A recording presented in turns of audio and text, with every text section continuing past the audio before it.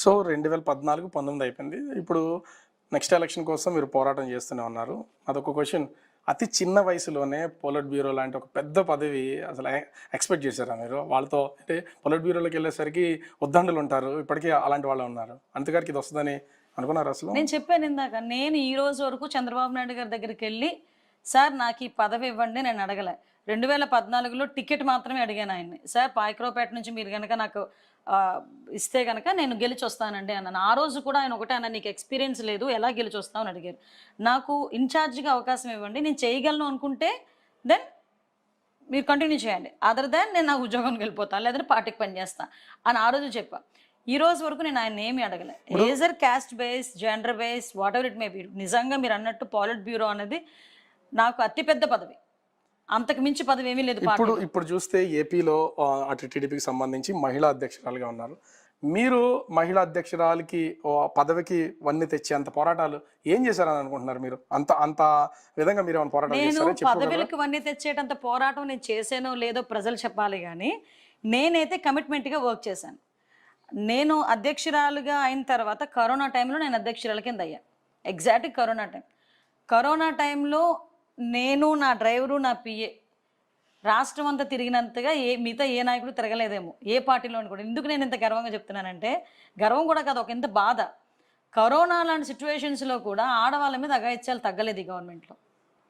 పలానా ఎక్కడ పులివెందుల దగ్గర నుంచి మొదలు పెట్టుకొని అనంతపూర్ దగ్గర తిరిగాము, పులివెందుల తిరిగాను, కడప వచ్చాను, అన్ని ఏరియాస్ కూడా కవర్ చేసుకొని ఎక్కడ ఏ అమ్మాయికి అన్యాయం జరిగినా కూడా డెఫినెట్గా అక్కడ నా ప్రజెన్స్ ఉండేది. కానీ ప్రజా సమస్యల విషయానికి వస్తే తెలుగు మహిళా అధ్యక్షురాలుగా చేయాల్సిన పోరాటాలు చేయలేదు. ప్రభుత్వం మీద చేసినటువంటి విమర్శలు చేయడమే కానీ దాన్ని ఆచరణ రూపంలో ఉద్యమాలు ఏమీ లేవనేది మీ మీద ఉన్నటువంటి ఒక విమర్శ. ఏం చెప్తారు? ఓకే, ఉండొచ్చు, ఎవరి ఉద్దేశం వాళ్ళది. ఇప్పుడు మీ ఉద్దేశం మీది, నా ఉద్దేశం నాది. ఈరోజు నేను ఒకటే ఎగ్జాంపుల్ చెప్తున్నా. దిశ యాక్ట్ గురించి మేము మాట్లాడాం, దిశ యాక్ట్ గురించి నేను మాట్లాడాను. దిశ యాక్ట్ గురించి ప్రతిసారి మేము చెప్పేవాళ్ళమే. 21 రోజుల్లోనే తీసేస్తాం అది ఇది అనేటప్పుడు కూడా నేను చాలా హ్యాపీ ఫీల్ అయ్యాను, నిజంగా జరుగుతుందేమో అని. బట్ అది జరగల. నేను ప్రతి ఆస్పెక్ట్లోని కూడా నేను విజయం సాధించానని చెప్పడానికి ఉన్న ఏకైక ఆధారం ఏంటో చెప్పనా? నా మీద 23 కేసులు. ఓకే, అంటే ఏమీ లేకుండానే, నేను పోరాటం చేయకుండానే నా మీద ఇన్ని 23 కేసులు పెడతాడు ఎవడైనా? ఇక్కడ మీకు కొంత ఇబ్బంది అనిపించవచ్చు, అది అడగడానికి కూడా నాకు ఇబ్బందిగానే ఉంది. ఇక్కడ అంటే ఎదురుగా నాకు 2 సిచ్యువేషన్స్ మీ ఇంట్లో కనిపిస్తున్నాయి. ఒకటి మీరు, మీ పిల్లలు ఫోటో. ఒకసారి అరుణ్ అది చూపించు. అంటే ఈ ఫోటో చూస్తున్నాం, చాలా చూడముచ్చినట్టయిన ఫ్యామిలీ. దీనికి ఆపోజిట్గా ఎదురుగా రాధాకృష్ణలు కనిపిస్తున్నారు. ఈ 2 ఏంటి అంటే, ఒకటి మీ రాజకీయాలకి సంబంధించి ఇప్పుడు కూడా మీ ఫ్యామిలీకి కొంత డిస్టర్బెన్స్ నడుస్తూ ఉంది ఎప్పటి నుంచో, మీకు మీ హస్బెండ్కి సంబంధించి. అది మీ రాజకీయానికి ఎప్పుడు అడ్డొస్తుందని ఎప్పుడు ఫీల్ అవ్వలేదా? ఇప్పుడు కూడా ఫ్యామిలీ వేరు, రాజకీయం వేరు, అంతే. అంటే ఫ్యామిలీ సెపరేట్, రాజకీయం సెపరేట్. ఇంత పెద్ద పూజ గది కనిపిస్తూ ఉంది. నా క్వశ్చన్ ఏంటంటే, అనిత గారు హిందువా, క్రిస్టియనా? ఇది చాలా చాలా ఇంపార్టెంట్ క్వశ్చన్. ఎందుకు నేను ఈ మాట మిమ్మల్ని అడగాల్సి వస్తుందంటే, అనిత గారి దగ్గర ఒక కాంట్రవర్సీ ఉంది. అది మీరు హిందువా, క్రిస్టియనా? అనిత గారికి కాంట్రవర్సీ చేశారు. అనిత ప్యూర్ హిందూ. ఎందుకు మరి క్రిస్టియన్ అనే ముద్ర మీ మీద ఉంది? చెప్తున్నాను కదా, ఏవేవో ఇంటర్వ్యూస్లో నేను మాట్లాడిన మాటల్ని కట్ అండ్ పేస్ట్ చేసి ఇప్పుడు నేను ఉన్నానండి. నేను ప్రజాప్రతినిధిని, గుడికి వెళ్తాను, చర్చ్కి వెళ్తాను, అట్ ద సేమ్ టైం మసీదుకి వెళ్తాను. ఇప్పుడు నా 3 మాటలు మాట్లాడారు కదా, ఏదైనా సందర్భం వచ్చినప్పుడు ఈ గుడి తీసేస్తారు, మసీదు తీసేస్తారు. నేను చర్చ్ అనే పదం ఉపయోగించాను కదా, ఇది ఒక్కటే టక్మని కట్ చేస్తారు. కట్ చేసి సోషల్ మీడియాలో పెడతారు. క్వశ్చన్ నేను అడిగంటే, టీటీడీ మెంబర్గా మీకు అవకాశం ఇచ్చిన మీ పార్టీ అధినేత చంద్రబాబు గారు, మీరు ఒక క్రిస్టియన్ కాబట్టి మీరు టీటీడీకి అనర్హురాలనేది జోరుగా ప్రచారం జరిగింది. చివరికి మీరు ఆ పదవి జోరుగా ప్రచారం జరగలే, చేశారు. ఒకటేంటంటే నన్ను ఇబ్బంది పెట్టాలి, తెలుగుదేశం పార్టీని ఇబ్బంది పెట్టాలి. నేను ఒకటే అడుగుతున్నాను, నిజంగా ఆ రోజు నా మీద లేచిన నోళ్ళు ఈ రోజు కరుణాకర్ రెడ్డి గారు వాళ్ళ అమ్మాయికి ఏ రకంగా పెళ్లి చేశారండి? ఒక క్రిస్టియన్కి ఇచ్చి పెళ్లి చేశారు. అందులో ఎంతమంది క్రిస్టియన్స్ లేరు? ఈ రోజుకి కూడా అన్యమత ప్రచారం ఎంతవరకు జరగట్లేదు తిరుమల తిరుపతి దేవస్థానం కొండ మీద. ఒకసారి మనం కూడా ఆలోచించుకోవాలి కదా. కేవలం అనితని ఇబ్బంది పెట్టాలి అనుకున్నారు. వాట్ ఎవర్ ఇట్, నేను ఎంత పాజిటివ్గా తీసుకుంటానంటే, ఒక పెద్ద స్థాయిలో అనితని టార్గెట్ చేయాలి అనుకున్నారు అనుకుంటే ఎంతో కొంత స్టఫ్ అనితకు ఉంది కాబట్టి మ్యాక్సిమం వాళ్ళు నా మీద కొంచెం టార్గెట్ చేయడానికి ప్రయత్నం చేస్తారు. ఇక్కడ టార్గెట్ అంటే నాకు ఇంకోటి కూడా గుర్తొస్తుంది. 2014 నుంచి మీరు 19 వరకు అసెంబ్లీలో ఉన్నారు. అసెంబ్లీలో నిజంగా ఒక ఫైర్ బ్రాండే. మీకు అపోనెంట్లో రోజా గారు ఉన్నారు. మీకు రోజా గారికి ఎప్పుడు పడేది కాదు. ప్రతి విమర్శలు. ఎందుకు రోజా గారు అంటే మీకు పడదా? లేకపోతే ఆవిడకి వ్యక్తిగత నాకేమైనా ఆస్తిగతలు ఏమైనా ఉన్నాయేంటండి? లేకపోతే ఆవిడ నేను చుట్టాలు అనుకున్నారా? హా? ఆవిడకి నాకు ఎటువంటి ఆస్తి తగాదాలు లేవు. ఆవిడకి నాకు ఎటువంటి చుట్టరికాలు లేవు. సో 2014, 19 అయిపోయింది. ఇప్పుడు నెక్స్ట్ ఎలక్షన్ కోసం మీరు పోరాటం చేస్తూనే ఉన్నారు. అదొక క్వశ్చన్. అతి చిన్న వయసులోనే పొలిట్ బ్యూరో లాంటి ఒక పెద్ద పదవి అసలు ఎక్స్పెక్ట్ చేశారా మీరు? వాళ్ళతో అంటే పొలిట్ బ్యూరోలోకి వెళ్ళేసరికి ఉద్దండులు ఉంటారు. ఇప్పటికీ అలాంటి వాళ్ళు ఉన్నారు. అంతగారికి ఇది వస్తుందని అనుకున్నారు అసలు? నేను చెప్పాను ఇందాక, నేను ఈ రోజు వరకు చంద్రబాబు నాయుడు గారి దగ్గరికి వెళ్ళి సార్ నాకు ఈ పదవి ఇవ్వండి నేను అడగలే. 2014లో టికెట్ మాత్రమే అడిగాను ఆయన్ని. సార్ పాయకరావుపేట నుంచి మీరు కనుక నాకు ఇస్తే కనుక నేను గెలిచి వస్తానండి అన్నాను. ఆ రోజు కూడా ఆయన ఒకటే అన్న, నీకు ఎక్స్పీరియన్స్ లేదు, ఎలా గెలిచి వస్తావు అని అడిగారు. నాకు ఇన్ఛార్జ్గా అవకాశం ఇవ్వండి, నేను చేయగలను అనుకుంటే దెన్ మీరు కంటిన్యూ చేయండి, అదర్ దాన్ నేను నా ఉద్యోగానికి వెళ్ళిపోతాను, లేదంటే పార్టీకి పనిచేస్తాను అని ఆ రోజు చెప్పా. ఈ రోజు వరకు నేను ఆయన ఏమీ అడగలే. Age or caste base, gender base, whatever it may be. నిజంగా మీరు అన్నట్టు పాలిట్ బ్యూరో అనేది నాకు అతిపెద్ద పదవి, అంతకు మించి పదవి ఏమీ లేదు. ఇప్పుడు చూస్తే ఏపీలో అటు టీడీపీకి సంబంధించి మహిళా అధ్యక్షురాలుగా ఉన్నారు. మీరు మహిళా అధ్యక్షురాలకి పదవికి వన్నీ తెచ్చేంత పోరాటాలు ఏం చేశారని అనుకుంటున్నారు మీరు? అంత విధంగా మీరు ఏమైనా పోరాటాలు చేశారా? నేను పదవులకు వన్నీ తెచ్చేటంత పోరాటం నేను చేసానో లేదో ప్రజలు చెప్పాలి కానీ నేనైతే కమిట్మెంట్గా వర్క్ చేశాను. నేను అధ్యక్షురాలుగా అయిన తర్వాత కరోనా టైంలో నేను అధ్యక్షురాల కింద అయ్యా. ఎగ్జాక్ట్ కరోనా టైంలో నేను, నా డ్రైవరు, నా పిఏ రాష్ట్రం అంతా తిరిగినంతగా మిగతా ఏ నాయకుడు తిరగలేదేమో, ఏ పార్టీలోని కూడా. ఎందుకు నేను ఇంత గర్వంగా చెప్తున్నానంటే, గర్వం కూడా కాదు, ఒక ఎంత బాధ. కరోనా లాంటి సిచ్యువేషన్స్లో కూడా ఆడవాళ్ళ మీద అఘాయిత్యాలు తగ్గలేదు ఈ గవర్నమెంట్లో.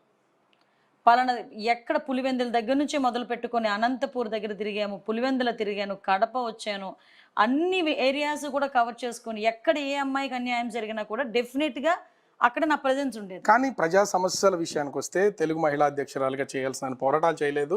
ప్రభుత్వం మీద చేసినటువంటి విమర్శలు చేయడమే కానీ దాన్ని ఆచరణ రూపంలో ఉద్యమాలు ఏమీ లేవనేది మీ మీద ఉన్నటువంటి ఒక విమర్శ. ఏం చెప్తారు? ఓకే, ఉండొచ్చు, ఎవరి ఉద్దేశం వాళ్ళది. ఇప్పుడు మీ ఉద్దేశం మీది, నా ఉద్దేశం నాది.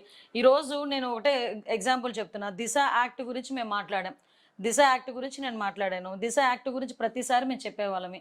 21 రోజుల్లోనే తీసేస్తాం అది ఇది అనేటప్పుడు కూడా నేను చాలా హ్యాపీ ఫీల్ అయ్యాను, నిజంగా జరుగుతుందేమో అని. బట్ అది జరగల. నేను ప్రతి ఆస్పెక్ట్లోని కూడా నేను విజయం సాధించానని చెప్పడానికి ఉన్న ఏకైక ఆధారం ఏంటో చెప్పనా? నా మీద 23 కేసులు. ఓకే, అంటే ఏమీ లేకుండానే, నేను పోరాటం చేయకుండానే నా మీద ఇన్ని 23 కేసులు పెడతాడు ఎవడైనా? ఇక్కడ మీకు కొంత ఇబ్బంది అనిపించవచ్చు, అది అడగడానికి కూడా నాకు ఇబ్బందిగానే ఉంది. ఇక్కడ అంటే ఎదురుగా నాకు 2 సిచ్యువేషన్స్ మీ ఇంట్లో కనిపిస్తున్నాయి. ఒకటి మీరు, మీ పిల్లలు ఫోటో. ఒకసారి అరుణ్ అది చూపించు. అంటే ఈ ఫోటో చూస్తున్నాం, చాలా చూడముచ్చినట్టయిన ఫ్యామిలీ. దీనికి ఆపోజిట్గా ఎదురుగా రాధాకృష్ణలు కనిపిస్తున్నారు. ఈ 2 ఏంటి అంటే, ఒకటి మీ రాజకీయాలకి సంబంధించి ఇప్పుడు కూడా మీ ఫ్యామిలీకి కొంత డిస్టర్బెన్స్ నడుస్తూ ఉంది ఎప్పటి నుంచో, మీకు మీ హస్బెండ్కి సంబంధించి. అది మీ రాజకీయానికి ఎప్పుడు అడ్డొస్తుందని ఎప్పుడు ఫీల్ అవ్వలేదా? ఇప్పుడు కూడా ఫ్యామిలీ వేరు, రాజకీయం వేరు, అంతే. అంటే ఫ్యామిలీ సెపరేట్, రాజకీయం సెపరేట్. ఇంత పెద్ద పూజ గది కనిపిస్తూ ఉంది. నా క్వశ్చన్ ఏంటంటే, అనిత గారు హిందువా, క్రిస్టియనా? ఇది చాలా చాలా ఇంపార్టెంట్ క్వశ్చన్. ఎందుకు నేను ఈ మాట మిమ్మల్ని అడగాల్సి వస్తుందంటే, అనిత గారి దగ్గర ఒక కాంట్రవర్సీ ఉంది. అది మీరు హిందువా, క్రిస్టియనా? అనిత గారికి కాంట్రవర్సీ చేశారు. అనిత ప్యూర్ హిందూ.